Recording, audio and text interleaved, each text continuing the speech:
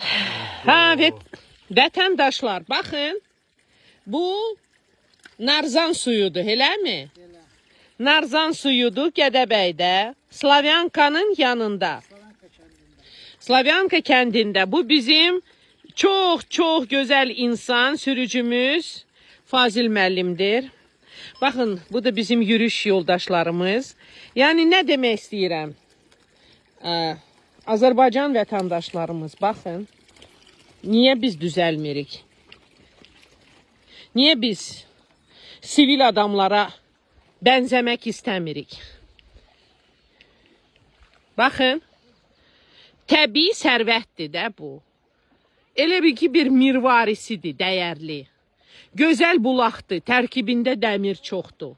Bura çoxlu turistlər gəlir. Baxın, buranın vəziyyətinə baxın.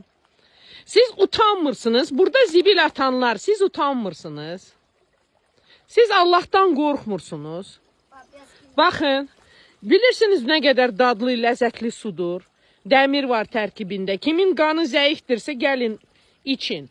Amma bu zibilləri neyniyək? Ha? Bizim ölkəmiz, bax, belə gündədir. Düz desə, mən icra hakimiyyətində qınıyıram ki, yəni nəzarətçi qoysunlar bura.